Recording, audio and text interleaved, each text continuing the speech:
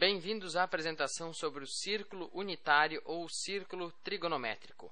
O círculo unitário nada mais é do que um círculo de raio 1 orientado, centrado na origem dos eixos cartesianos. Então, vamos traduzir isso. Eu tenho aqui meus eixos cartesianos, certo? Tá com um zoom bem grande aqui no centro.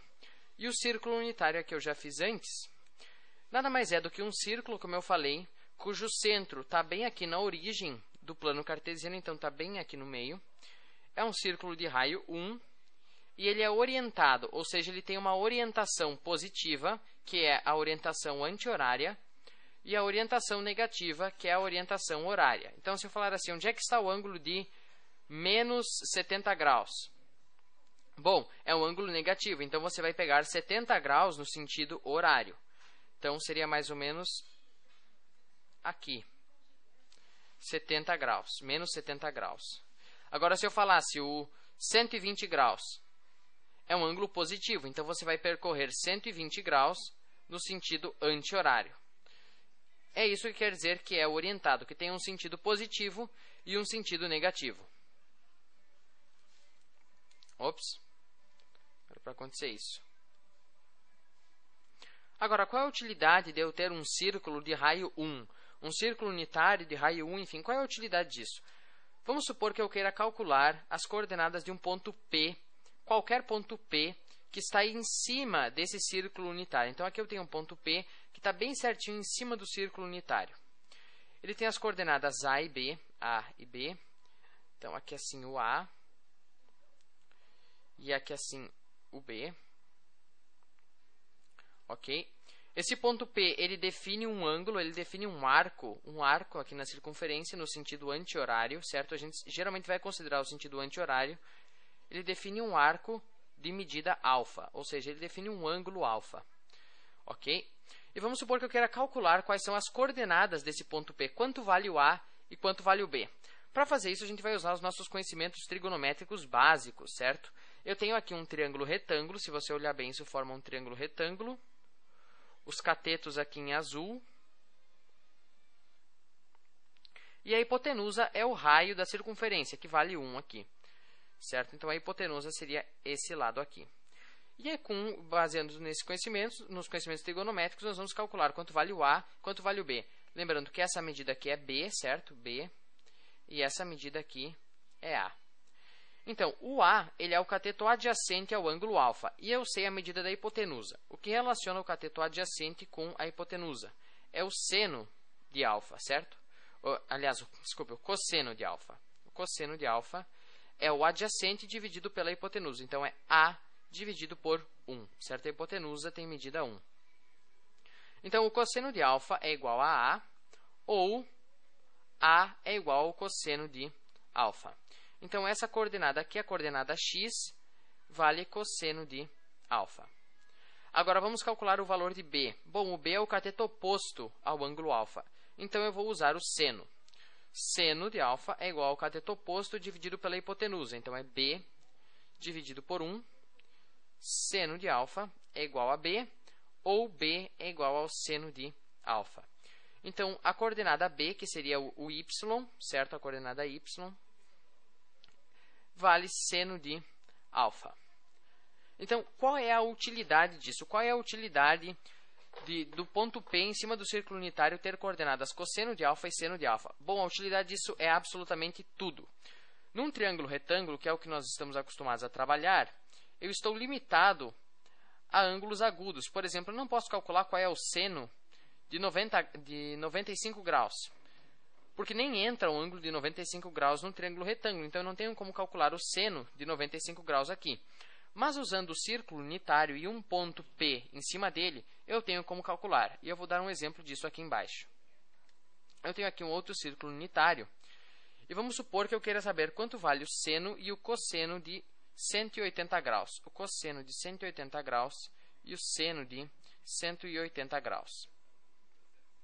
Eu vou usar o que eu vi aqui em cima, certo? Que um ponto P em cima do círculo unitário tem coordenada x valendo cosseno de alfa e coordenada y, no caso aqui seria A e B, né? Valendo seno de alfa. Então, qual é o ponto P que define um arco de 180 graus, lembrando que a gente sempre considera o sentido anti-horário, nesse círculo unitário. Qual é o ponto P que define 180 graus? Bom, o ponto P é esse aqui, esse ponto P aqui, certo? Ele define um arco de meia volta, de 180 graus, certo? Aqui, bem certinho, 180 graus. É esse ponto P aqui. Quais são as coordenadas desse ponto P? Bom, é bem fácil, aqui a gente pode ver visualmente. É menos 1 e 0. Então, pergunto, quanto vale o cosseno de 180 graus? É muito fácil, basta eu olhar para a coordenada x desse ponto P. Certo? Porque nós vimos aqui que a coordenada x de um ponto em cima do círculo unitário é igual ao cosseno do ângulo que ele define. Então, aqui, o cosseno de 180 graus é igual a menos 1. Certo? Porque 180 graus equivale a esse ponto P e a coordenada x desse ponto P é menos 1. Agora, o seno de 180 graus, quanto é? Bom, basta eu olhar para a coordenada y, certo? A coordenada y aqui é 0. Então, o seno de 180 graus é igual a 0. Vamos calcular o seno e o cosseno de outro ângulo, digamos 270 graus. Qual é o cosseno de 270 graus e qual é o seno de 270 graus? Ok? Claro que sabendo o cosseno e o seno eu também posso calcular a tangente, mas isso seria adicional. O principal aqui é o cosseno e o seno. Então, a primeira coisa que eu faço é ver qual é o ponto P, ou o ponto P eu já tenho, qual é o ponto A que define um ângulo de 270 graus no círculo unitário. Lembrando que o círculo unitário tem raio igual a 1. Então, seria esse ponto P aqui embaixo, certo? Esse ponto, vamos chamar de ponto A, que ponto P eu já tenho. Então, ele determina um ângulo bem certo aqui de 270 graus.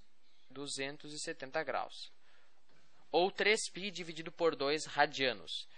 Então, as coordenadas desse ponto A aqui é bem visível, é 0 e menos 1. Então, pergunto, quanto vale o cosseno de 270 graus?